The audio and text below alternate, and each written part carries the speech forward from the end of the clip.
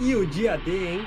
Eu finalmente assisti Dia D, o que é provavelmente o 59º filme de Alien do Steven Spielberg. E tá, beleza, 59º talvez seja um pouquinho de exagero, mas que ele gosta de filme de alienígena, ele gosta. Provavelmente no dia que os aliens se mostrarem aqui pros seres humanos, ele vai ser o cara que vai poder falar: eu avisei com mais propriedade do mundo. Mas era um filme que estava com grandes expectativas, as pessoas estavam esperando muito de mais um projeto do Steven Spielberg, um elenco estrelado, um orçamento bem recheado. E aí, será que esse filme cumpre as expectativas? Eu sou o seu Santiago e hoje eu vou fazer uma crítica e análise do filme Dia D.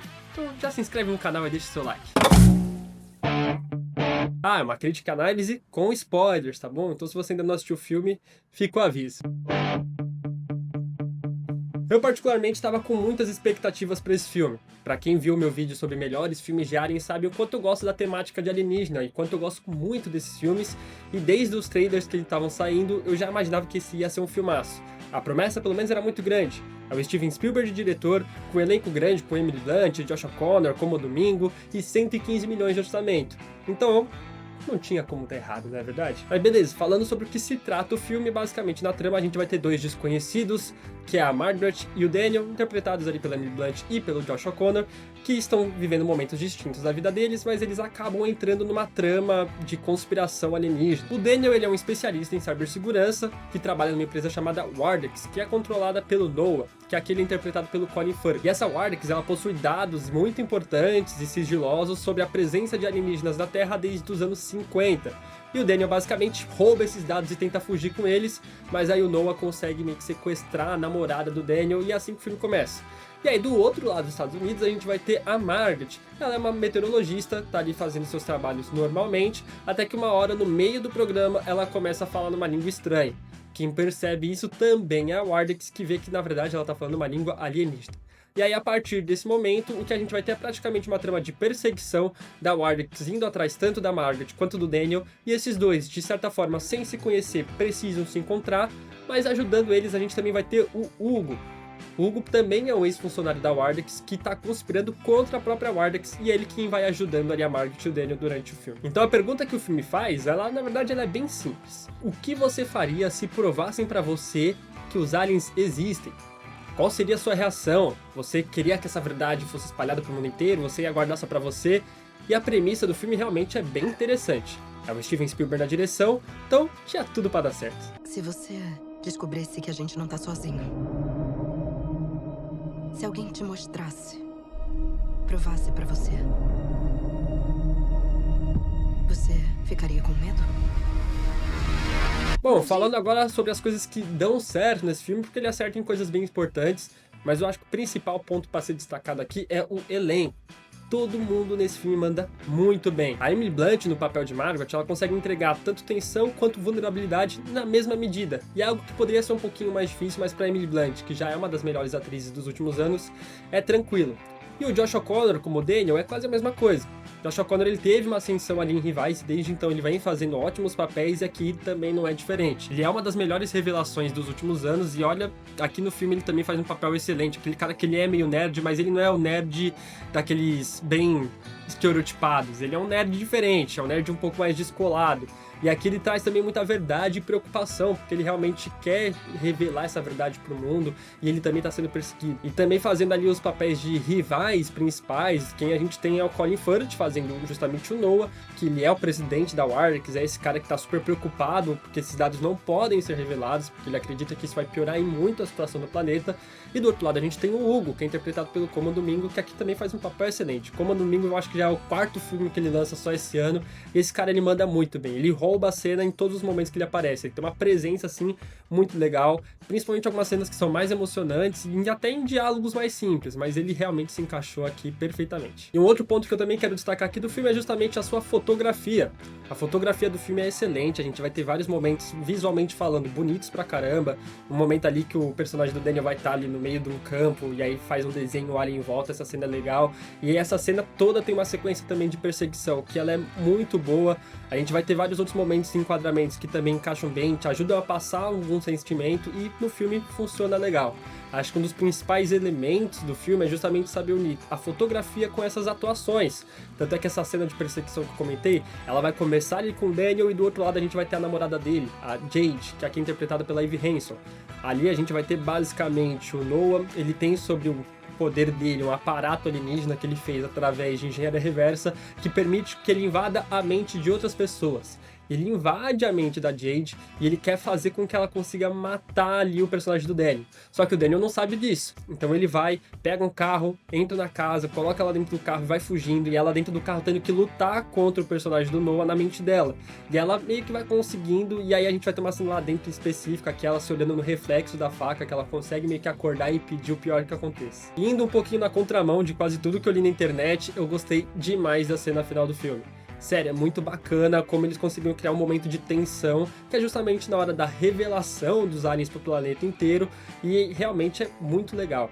Essa cena ela é filmada quase como um documentário, parece que você tá vendo uma cena, sei lá, da vida real. Se os aliens aparecessem agora, eu imagino que ia ser desse jeito. A forma como a câmera transita, tem que mostrar o backstage, como que é as pessoas tipo, que cuidam da parte da televisão, mudando os canais, fazendo a notícia chegar em todos os lugares possíveis. E aí você vê a reação das pessoas também. E ainda vai ter a cena final com a Emily Blunt ainda meio que fazendo uma pergunta, não para as pessoas que estão vendo necessariamente no jornal, mas sim para o telespectador.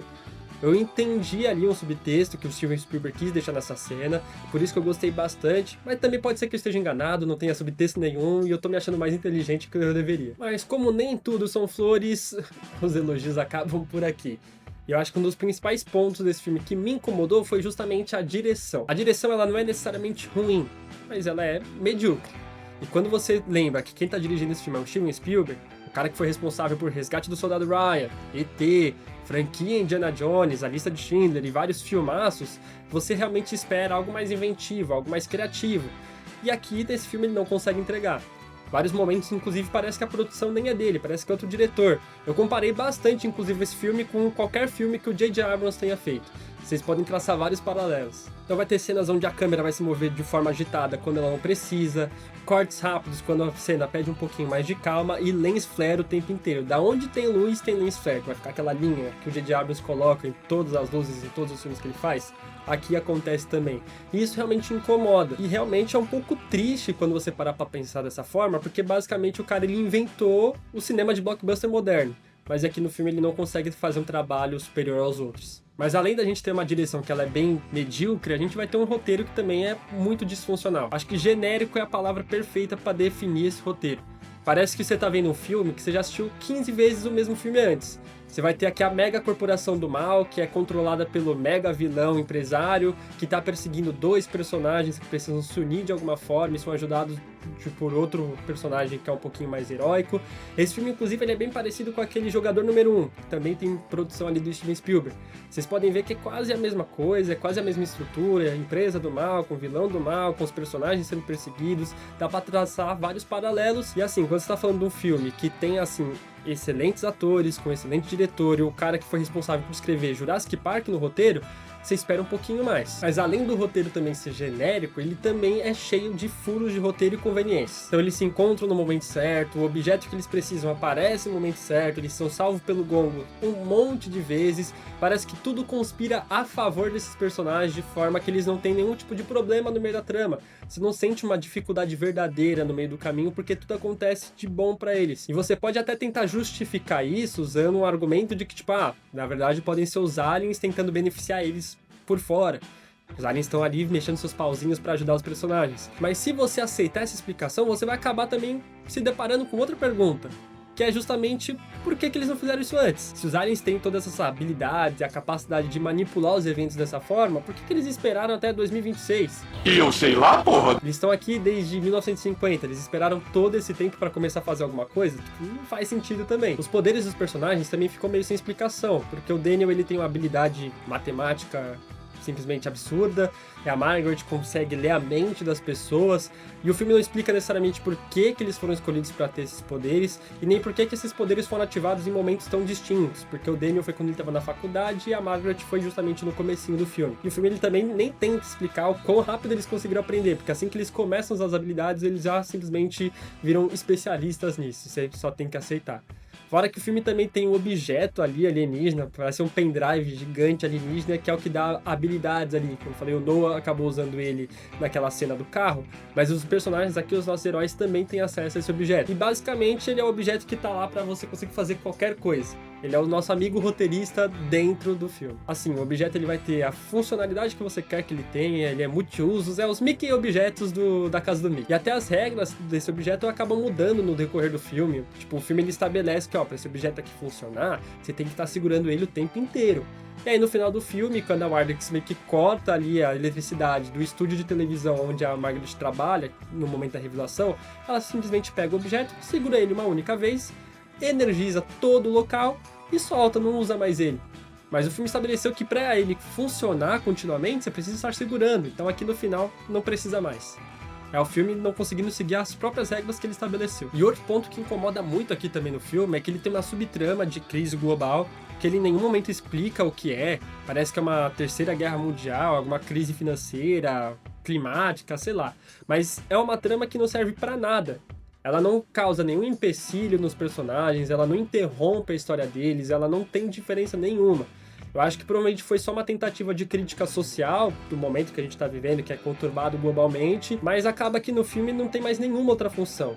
Não serve pra mais nada essa subtrama, ela só serve realmente pra ocupar tempo de tela, mas é uma coisa que fica jogada. Poderia de repente ter sido melhor aproveitada, como eu falei, causando algum tipo de empecilho, alguma dificuldade, alguma trava. Mas no fim das contas não muda em nada. Os efeitos especiais aqui também não funcionam, em nenhum momento o filme vai tentar te convencer e você simplesmente vai ver aquele bichão de CGI, você vai ter passarinho de CGI, cervo de CGI, tudo de CGI, é tudo muito mal feito. Vai ter uma cena em específico também que o CGI, assim, a qualidade cai muito, que é na cena de um trem. A personagem da Margaret e o Daniel, eles precisam pular de um carro pro trem, e nessa cena você percebe que é um fundo verde, assim, ridículo de mal feito, com um efeito especial muito zoado e quebra muito a imersão do filme. Fora que o ritmo do filme também é meio complexo de entender, porque uma hora você tá vendo ali uma cena da Margaret, depois do Daniel, depois da Margaret, depois do Daniel. Só que você perde muita noção do tempo e do espaço, porque você não sabe qual que é a distância desses dois personagens, o tempo que eles estão, e parece que tá tudo muito próximo, e depois parece que tá distante, você acaba meio que também se perdendo no meio do filme. E no fim, Jade é um filme que se tivesse sido lançado ali entre 2009 e 2014, eu tenho certeza que ele seria um filmaço. Que ele ia ter uma premissa mais original, um roteiro talvez um pouquinho mais original para a época, os atores estariam bem da mesma forma e a direção talvez um pouco mais inventiva. E os efeitos especiais talvez naquela época convencessem um pouquinho melhor. Mas para um filme lançado em 2026, infelizmente é um filme que ele já nasceu datado. O que é uma pena, porque ele era um filme com muito potencial. Fica aquela sensação de potencial desperdiçado e de repente, pô, Steven Spielberg poderia ter feito melhor. E aí acaba que ele amarga, pelo menos na minha opinião, uma nota 6. Mas um 6, assim, com muito carinho e respeito que eu tenho ao Steven Spielberg. Então não confunda cegueira com carinho e respeito. Mas e você aí de casa? Você assistiu Jade? Você gostou do filme? Ou você tem uma opinião parecida comigo? Deixa nos comentários pra gente saber o que o pessoal tá achando. Mas se você assistiu até aqui, não se esquece de se inscrever no canal, deixar o seu like para ajudar esse vídeo a chegar a mais pessoas e ativar as notificações para não perder os próximos vídeos e compartilhe esse vídeo com seus amigos também. De repente tem um amigo seu que ele é viciado em alienígenas, quer saber sobre o filme, tá só esperando a opinião de alguém para ir lá assistir. Eu sou o Santiago e até a próxima.